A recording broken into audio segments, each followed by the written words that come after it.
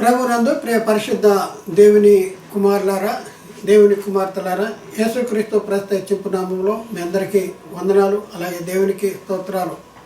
ప్రియులారా, ఎలా ఉన్నారు? బాగున్నారు కదా? దేవుని కృపా మహదైశ్వర్యాన్ని బట్టి మేము కూడా బాగానే ఉన్నాం. ప్రియులారా, ఒక ప్రత్యేకమైన అంశం ద్వారా మరొకసారి మీ చేరువలోనికి రావటానికి దేవుడు మాకు అనుగ్రహించిన గొప్ప ఆధిక్యతను బట్టి దేవునికి మరొకసారి కృతజ్ఞతాస్తులు చెల్లిస్తున్నాం. ప్రియులారా, మనం గత కొన్ని వారాలుగా యేసుక్రీస్తు ఆరోహణమైనప్పుడు చెరగా కొనిపోయి మనుషులకు ఈవులు అనుగ్రహించాడు అనే అంశాన్ని గురించి మనం నేర్చుకుంటూ వస్తూ ఉన్నాం. అయితే గత క్లాస్ కంటే అంతకుముందు క్లాసులో చెరగా కొనిపోయి మనుషులకు అనుగ్రహించిన ఈవులు ఏంటి అనేసి పరిచయం అనేది నేర్చుకున్నాం. ఆ తర్వాత కిందటి క్లాసులోనేమో అనుగ్రహించిన ఈవులు క్లాస్ నెంబర్ 1 అనేది నేర్చుకున్నాం. ఈరోజు ప్రియులరా, అనుగ్రహించిన ఈవులు అంటే యేసుక్రీస్తు ఆరోహణమైనప్పుడు చెరగా కొనిపోయి మనుషులకు అనుగ్రహించిన ఈవులు ఏంటి అనే ఆ ఈవుల గురించి మనం నేర్చుకోవటానికి ఈరోజు క్లాస్ నెంబర్ 2 నేర్చుకోవటానికి ప్రయత్నం చేద్దాం. ప్రియులారా, ఈ క్లాసులో మనం మరికొన్ని ఈవుల గురించి నేర్చుకోవటానికి ప్రయత్నం చేద్దాం. యేసుక్రీస్తు వారు సిలువలో ధర్మశాస్త్రాన్ని కొట్టివేసేశారు. అంటే యేసుక్రీస్తు వారు ఈ లోకానికి వచ్చే కాలానికి ఈ లోకంలో ఉన్న ప్రజల్ని ధర్మశాస్త్రము పాపం అనే చెరలో బంధించింది. యేసుక్రీస్తు వారు ఏం చేశారంటే, పాపం అనే ధర్మశాస్త్రాన్ని సిలువలో కొట్టివేయటం ద్వారా పాపం అనే చెరగా పట్టుకుని పోయాడు. ఆ పాపం అనే చెరగా పోవటం ద్వారా మనుషులకు ఎలాంటి ఈవులు అనుగ్రహించాడు, పాపాన్ని తీసివేయటం ద్వారా మనుషులకి ఎలాంటి ఈవులు, ఎలాంటి ఆధిక్యతలు అనుగ్రహించబడి ఇవి మనం నేర్చుకోవడానికి ప్రయత్నం చేద్దాం. ఈ క్లాస్లో మనం మరికొన్ని ఈవుల్ని గురించి నేర్చుకున్నాం. 5వ పాయింట్, గతంలో 4 వరకు నేర్చుకున్నాం. ఇప్పుడు 5వ పాయింట్ ఏంటంటే, ఆయన మన అపరాధము నిమిత్తము అప్పగించబడ్డాడు, మనలను నీతిమంతులుగా తీర్చడానికి తిరిగి లేచాడు. మన అపరాధాల నిమిత్తము అప్పగించబడ్డాడు అనేది 5వ పాయింట్. మన అపరాధాల నిమిత్తము అప్పగించబడ్డాడు. 6వ పాయింట్ ఏంటంటే, మనలను నీతిమంతులుగా తీర్చడానికి తిరిగి లేచాడు. ఇప్పుడు 5వ పాయింట్లో మన అపరాధాల నిమిత్తము అప్పగించబడ్డాడు అనే సంగతిని మనం నేర్చుకోవడానికి ప్రయత్నం చేద్దాం. అసలు ప్రియులరా, యేసుక్రీస్తు ఎందుకు అప్పగించబడ్డాడు, యేసుక్రీస్తు ఎందుకు లేచాడు, యేసుక్రీస్తు అప్పగించబడితేనే సరిపోదా, ఎందుకు లేచాడు, యేసుక్రీస్తు తిరిగి లేవటం ద్వారా మనము యేసుక్రీస్తు తిరిగి లేకపోతే మనము నీతిమంతులుగా తీర్చబడే అవకాశం ఉండదా? ఇలాంటి ప్రశ్నలు మనకి వస్తూ ఉంటాయి. అయితే ప్రియులారా, ఒకసారి ఆలోచించండి. యేసుక్రీస్తు ఎందుకు అప్పగించబడ్డాడు అనేసి లేఖనాల్లో మనం పరిశీలన చేస్తే, రోమాపత్రికలో 4వ అధ్యాయంలో 25వ వచనంలో ఆయన మన అపరాధము నిమిత్తము అప్పగించబడి అనేసి అక్కడ రావండి. ఎందుకు అప్పగించబడ్డాడంటే, మన అపరాధాల నిమిత్తము అప్పగించబడ్డాడు. అయితే ప్రియులారా, యేసుక్రీస్తు సిలువలో ఎందుకు రక్తాన్ని చిందించాడు అంటే, రక్తము లేఖనాలు ఏం చెప్తున్నాయంటే, రక్తము చిందించకుండా పాప క్షమాపణ జరగదని సామాన్యంగా చెప్పవచ్చును. హెబ్రీ పత్రికలో 9వ అధ్యాయం 22వ వచనంలో రాయబడింది. అయితే యేసుక్రీస్తు సిలువలో రక్తం చిందించాలి. యేసుక్రీస్తు సిలువలో మన యేసుక్రీస్తు సిలువలో మనలను పాపమనే చెరలో బంధించబడిన మనల్ని విడిపించాలి, చెరగా పట్టుకుని పోవాలి, మనకి ఈవులు అనుగ్రహించాలి. యేసుక్రీస్తు ఏదో విధంగా చనిపోతే సరిపోద్దా అంటే, ఏదో విధంగా సరిపోతే కుదరదు. ఎందుకంటే రక్తము చిందించాలి.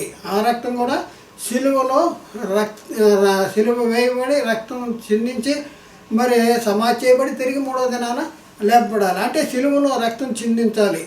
యూదులు ఒకసారి మనం పరిశీలన చేస్తే యేసుక్రీస్తుని తల్లకిందులుగా పడద్రోయి వలనని తమ పట్టణపు తన పట్టణము కట్టబడిన కొండపేటికి తీసుకుని పోయినప్పుడు ఆయన వారిని మధ్యలోని దాటి తన మార్గాన్ని వెళ్ళిపోయినటువంటి పరిస్థితి ఉంది. అంటే యేసుక్రీస్తుని కొండపేట నుంచి కిందకి తలకిందులుగా తోసివేయాలనే ప్రయత్నం చేసినప్పుడు యేసుక్రీస్తు వారి మధ్య నుండి దాటి తన మార్గాన్ని వెళ్ళిపోయినటువంటి పరిస్థితి ఉంది. ఈ మాటలో లూకాసు వార్త 4:29-30 రాయబడింది.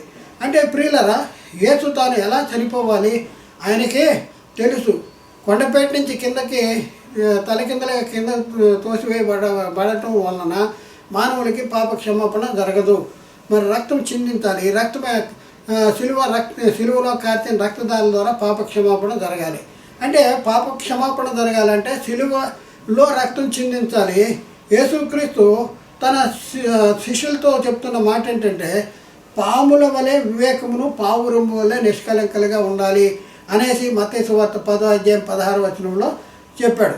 కనుక యేసుక్రీస్తు కూడా కొండపేటు నుండి త్రోసివేయాలన్నప్పుడు యేసు అక్కడి నుండి తప్పించుకుని వెళ్ళాడు. తప్పించుకున్నాడు. ఎందుకు అంటే, నేను వచ్చిందే చనిపోవటానికి, గనుక నన్ను త్రోసివేయండి అని యేసుక్రీస్తు వారికి ఎదురుగా వెళ్ళలేదు. అంటే పాముల వలె వివేకమును పావురం వలె వివేకము చూపించాడు. అక్కడ వివేకము చూపించాడు. ఎందుకంటే దేవుడు వారి అపరాధములు వారి మీద మోపక క్రీస్తునందు లోకమును తనతో సమాధానపరచుకోవాలనే దేవుని యొక్క అభీష్టం అనమాట, దేవుని యొక్క ఇష్టం. అపోస్తులైన పౌలు కొరింథీకి రాసిన 2వ పత్రికలో 5:19 అక్కడ రాయబడిన మాటను చూస్తే అదేమనగా దేవుడు వారి అపరాధములను వారి మీద మోపక క్రీస్తునందు లోకమును తనతో సమాధానపరుచుకొనుచు ఆ సమాధాన వాక్యమును మాకు అప్పగించెను. దేవుడంట వారి అపరాధాలు వారి మీద మోపలేదంట. మన అపరాధాలు వారి అంటే ఎవరైనా మన అపరాధాలు మన మీద మోపల. ఏం చేశాడో క్రీస్తునందు లోకమును తనతో సమాధానపరుచుకోవాలని యేసుక్రీస్తుని అప్పగించిన పరిస్థితి మనం చూస్తూ ఉన్నాం.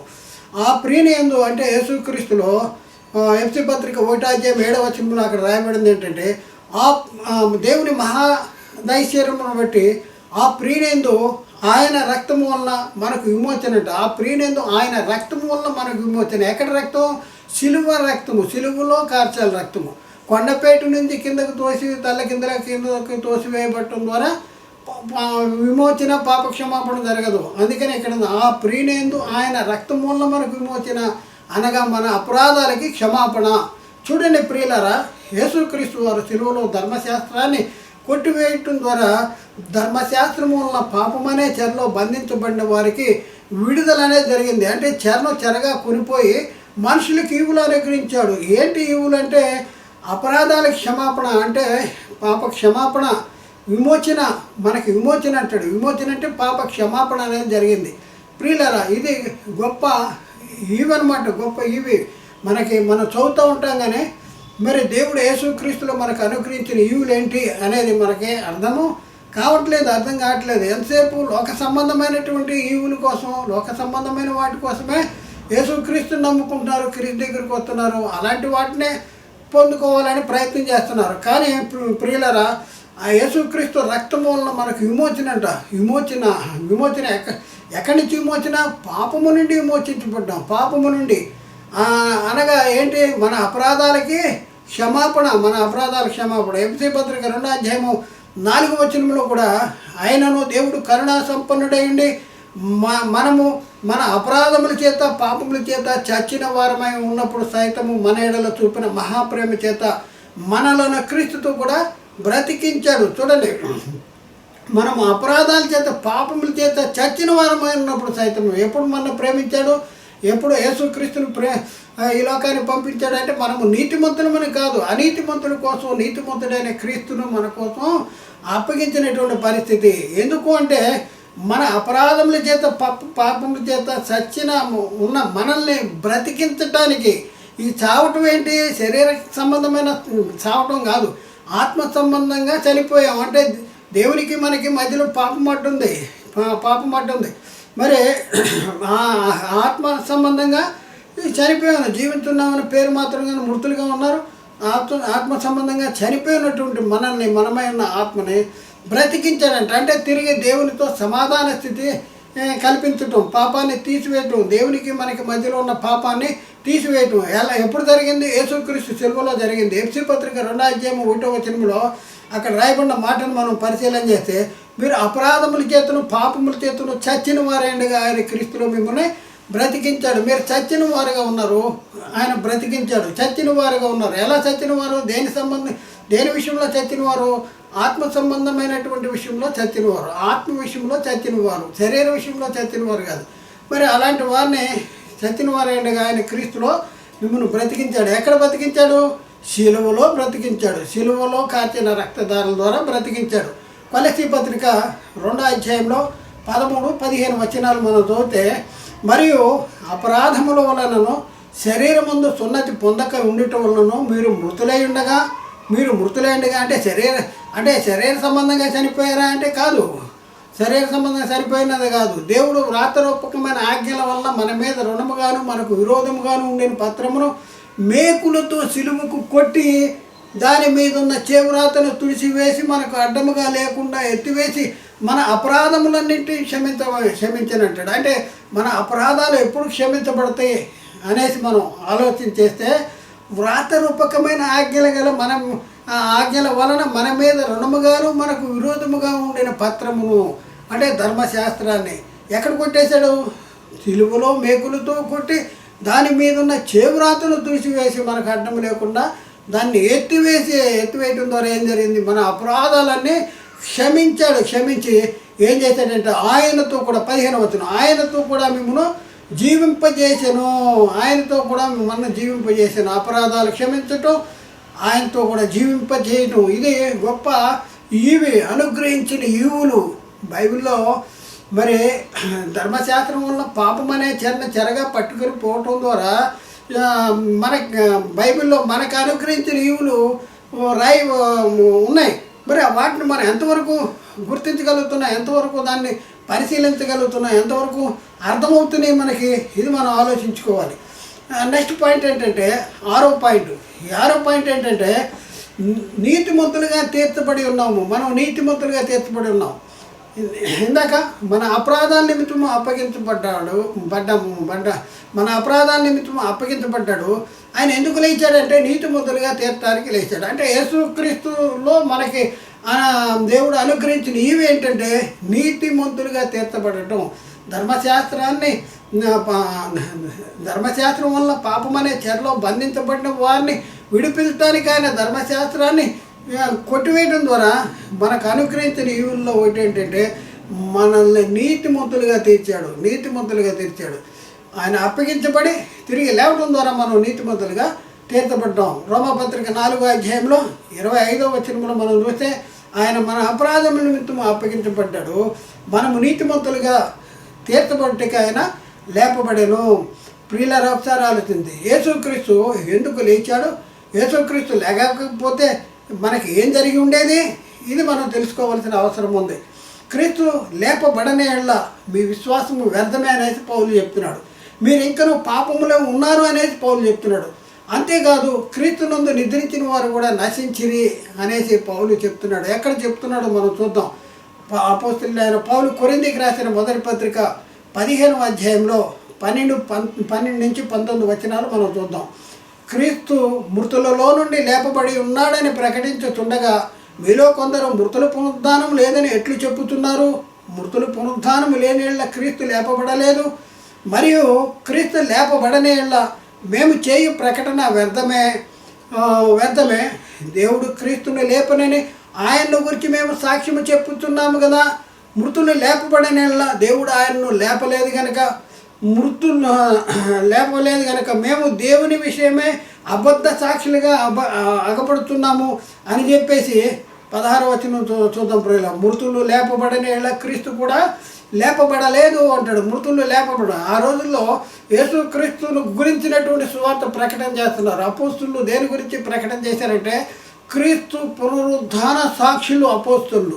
క్రీస్తు పునరుద్ధానము, ఆయన మరణాన్ని నిరర్ధకం చేశాడు, జీవాన్ని అక్షయతను స్వార్థ వల్ల వెలుగులోకి తెచ్చాడు.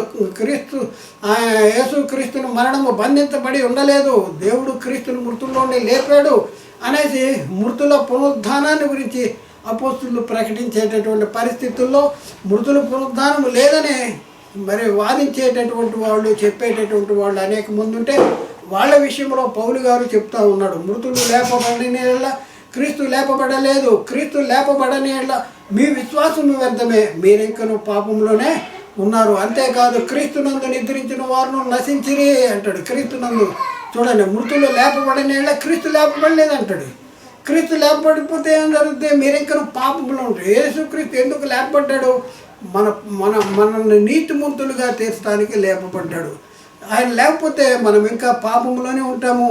అంతేకాదు క్రీస్తునందు నిద్రించిన వారు కూడా నశించేటటువంటి పరిస్థితి. మనము యేసుక్రీస్తునందు విశ్వాసం ఉంచేది, క్రీస్తుని నమ్ముకుండేది. మరి ఈ జీవితకాలం మట్టుకే మనం క్రీస్తునందు నిరీక్షణ గలవారమైన మనుషులందరికంటే దౌర్భాగ్యమై ఉందుము అనేసి అపోస్తలుడైన పౌలు 19వ వచనంలో చెప్తున్నటువంటి పరిస్థితి. కాబట్టి ప్రియులారా, ఒకసారి ఆలోచించండి, ఎందుకు లేచాడు అంటే మనల్ని నీతిమంతులుగా తీర్చడానికి లేచాడు. క్రీస్తు లేపబడకపోతే మనం ఇంకను పాపములోనే ఉంటాము.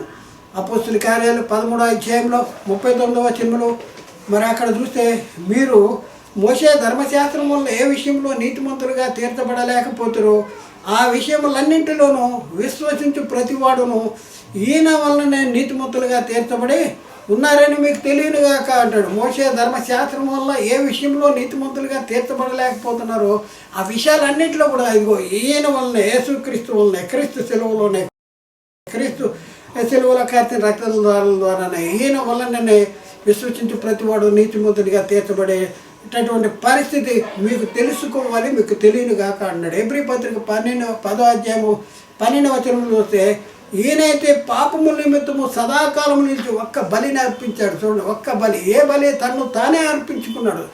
ఈ సదాకాలంలో మరి యాజకులు పాపాన్ని ఎన్నటికీ తీసివేయాలనే బలిని అర్పించేటటువంటి వారు, కానీ యేసుక్రీస్తు వారు సదాకాలం నిలిచి ఒక్క బలిని అర్పించాడు. హెబ్రీ పత్రిక 10:14, 10వ అధ్యాయం 14, ఒక్క అర్పణ చేత ఈయన పరిశుద్ధపరచబడిన వారిని సదాకాలము సంపూర్ణంగా చేసి ఉన్నాడు. ఒక్క అర్పణ ఏంటి? తను తానే బలిగా అర్పణగా అర్పించుకుంటాం ద్వారా, ఒక్క అర్పణ ద్వారా పరిశుద్ధపరచబడిన వారిని సదాకాలము సంపూర్ణంగా. ఇది ఈవులండి.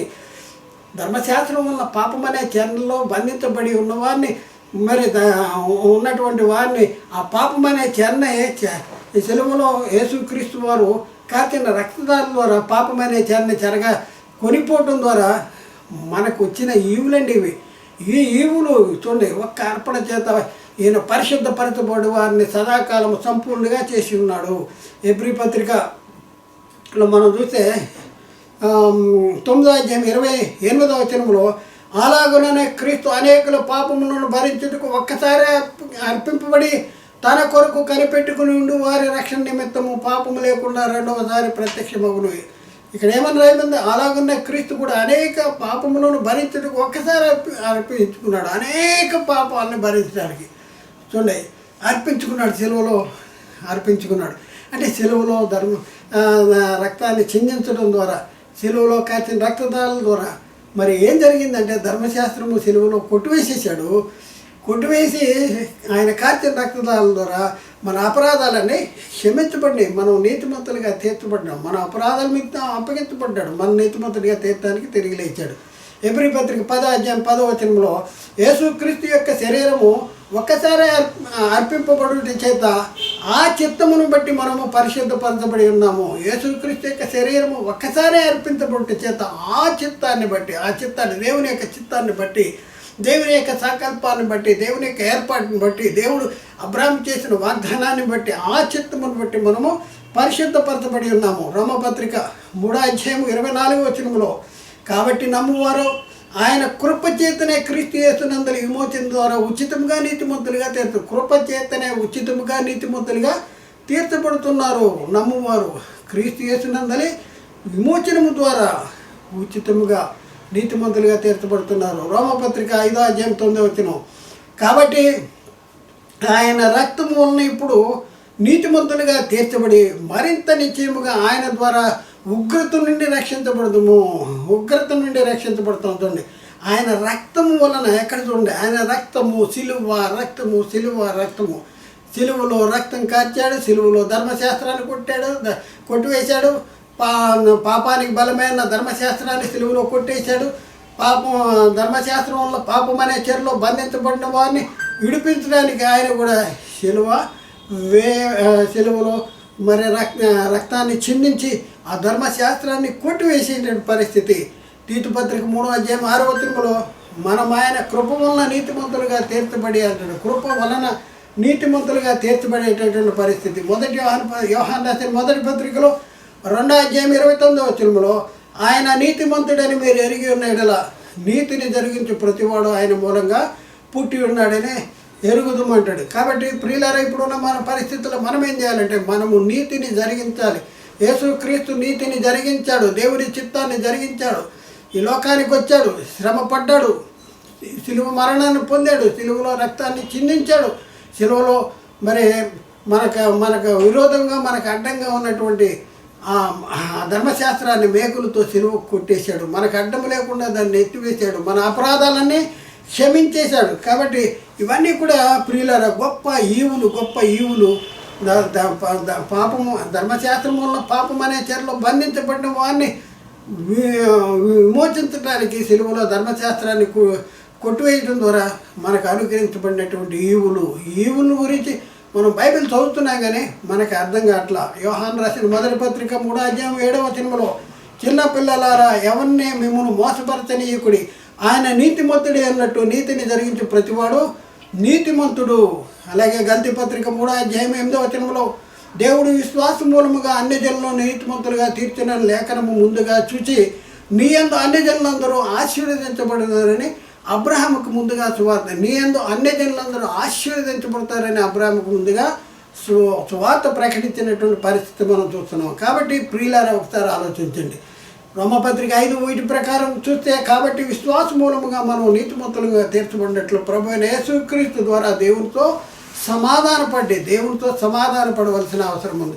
దేవునితో సమాధానం అనేది ఎప్పుడు జరుగుద్ది, ఎలా జరుగుద్ది అనేది మనం పరిశీలన చేస్తే యేసుక్రీస్తుని దేవుని కుమారుడని, యేసుక్రీస్తు రక్షకుడని, యేసుక్రీస్తు ప్రభు అని మనం ఒప్పుకోవాలి. యేసుక్రీస్తు దేవుని కుమారుడని, ఆయన దేవుడు మృతుల్లోని తిరిగి లేచాడని, మరి మన పాపాల కోసం అప్పగించబడ్డాడని, తిరిగి 3వ దినాన్ని లేచాడని, మరి ఆయన మరి పరలోకానికి ఆరోహణ అయ్యాడని, తండ్రి కుడిపార్శ్వాన కూర్చున్నాడని, మన కోసం తండ్రికి విజ్ఞాపన చేస్తున్నాడని, మరి భవిష్యత్తులో ఆయన అందు విశ్వాసం ఉంటూ వారిని తిరిగి తీసుకుని వెళ్ళటానికి రాబోతున్నాడని, ఇవన్నీ కూడా మనం విని విశ్వసించి మారు మనసు పొంది పాప క్షమాపణ నిమిత్తము యేసుక్రీస్తు నామంలో బాప్తిజం తీసుకుంటం ద్వారా మనకు ఈ ఈవులన్నీ కూడా మనకి అనుగ్రహించబడతాయి. పాపము ధర్మశాస్త్రం వలన పాపం అనే చెరలో బంధించబడినటువంటి బంధించబడిన మనకు మరి ఈ ఈవులన్నీ కూడా మనకి యేసుక్రీస్తు సిలువలో ధర్మశాస్త్రాన్ని కొట్టివేయడం ద్వారా మనకు అనుగ్రహించాడు. ఎంత గొప్ప ధన్యత. మనం చూడండి, ఎన్ని రకాలైనటువంటి ఈవుల్ని మనకు అనుగ్రహించాడు. ధర్మశాస్త్రం వల్ల పాపం అనే చెరగా కొనిపోవటం ద్వారా మనకి స్వతంత్రులుగా చేశాడు. అంత మాత్రమే కాదు, మనల్ని నీతిమంతులుగా తీర్చాడు. మన అపరాధాల నిమిత్తం అప్పగించబడ్డాడు. మరి ఇప్పుడున్న పరిస్థితుల్లో ఒకసారి ఆలోచన చేయండి. ఇప్పుడు ఎంత గొప్ప ఈవుల్ని దేవుడు యేసుక్రీస్తు ద్వారా మరి మనకు అనుగ్రహించిన బైబిల్లో ఉన్నాయి. కానీ మనకు అర్థం కావట్లేదు. ఎందుకంటే సాతాను తానే వెలుగుదూత వేషం చేసుకున్నాడు. వాని నీతి పరిచారకుల వేషం ధరించుకుని అదే లేఖనాన్ని చదువుతా అదే లేఖనానికి వ్యతిరేకమైనటువంటి రీతిలో మరి సత్యాన్ని అసత్యంగా మార్చి భిన్నమైన సువార్త ప్రకటించేటటువంటి పరిస్థితి ఉంది. అందుకనే పౌలు తిమోతి చెప్తున్నాడు, ఏం చెప్తున్నాడు? జ్ఞానం అనే అబద్ధంగా చెప్పబడిన విపరీతవాదాలకి దూరంగా ఉండు. మరి ఆ విషయంలో ప్రవీణులని అనుకుని వారు తామే మోసపోతున్నారు అనేసి ఈరోజు కూడా అనేక మంది ప్రియులరా బైబిల్ చదవట్లేదు, పరిశుద్ధాత్మల బోధ అర్థం కావట్లేదు, ఎంతసేపు పాత నిబంధన చరిత్రలో లేకపోతే లోక సంబంధమైన చరిత్రలో లోకంలో జరిగే సంఘటనలు ఇవే తీసుకొచ్చేసి సంఘానికి బోధించేటటువంటి పరిస్థితి ఉంది. కానీ మన ఆత్మలను రక్షించే శక్తి గల వాక్యము బైబిల్లో ఉంది. ఈ ఆత్మ కొత్త నిబంధనలో ఉంది. అంటే అపోస్తులు ప్రవక్తలు వేసిన పునాది, పరిశుద్ధులకు ఒక్కసారి అప్పగించబడిన బోధ. మరి ఇది మనం పరిశీలన చేయాలి, అర్థం చేసుకోవాలి. అర్థం చేసుకుని మన కోసము దేవుడు మరి సిద్ధపరిచినటువంటి మనకు అనుగ్రహించినటువంటి ఈవులు బైబిల్లో ఎక్కడున్నాయి ఇవన్నీ మనం తెలుసుకుంటానికి ప్రయత్నం చేద్దాం ప్రియులారా. మరి ఇంకా మనం నేర్చుకోవాల్సిన సంగతులు ఇంచుమించు 54 సంగతులు ఉన్నాయి. ఇప్పుడు మనం ఎక్కడున్నామో చెప్పండి. ఇప్పుడు మనం ఎన్నో లెసన్, రెండో లెసన్లో ఉన్నాము. రెండో లెసన్లో ఉండి 6వ పాయింట్లో ఉన్నాం. రెండో లెసన్లో ఉన్నాం, 6వ పాయింట్లో ఉన్నాం. మరి ఎన్ని సంగతులు మనం నేర్చుకోవాలి, అద్భుతమైన సంగతులు, అద్భుతమైన బైబిల్లో ఉన్నాయి. కానీ మనం అవి చదువుతున్నా కానీ మనకు అర్థం కావట్లా.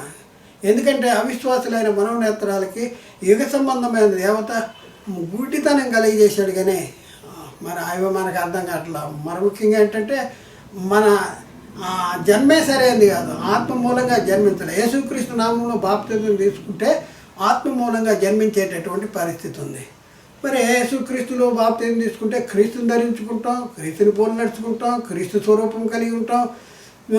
అన్ని విషయాల్లో క్రీస్తు వల్ల మనం ఎదిగేటటువంటి పరిస్థితి ఉంటుంది.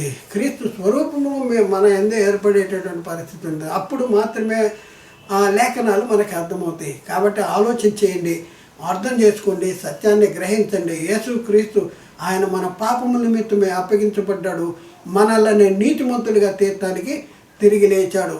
ఈ లోకంలో నీతిమంతులుగా తీర్చబడేటటువంటి పరిస్థితి క్రీస్తు దేవుడు క్రీస్తులో, క్రీస్తు రక్తములో, క్రీస్తు శిలువలో మాత్రమే ఏర్పాటు చేశాడు, సిద్ధపరిచాడు. కాబట్టి మనము క్రీస్తు శిలువ దగ్గరికి వెళ్దాం, క్రీస్తు రక్తము దగ్గరికి వెళ్దాం, క్రీస్తు రక్తంలో మనం కడగబడదాం.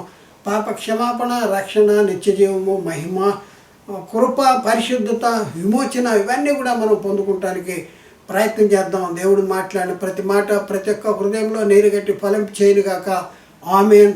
అందరికీ వందనాలు, దేవునికి స్తోత్రాలు.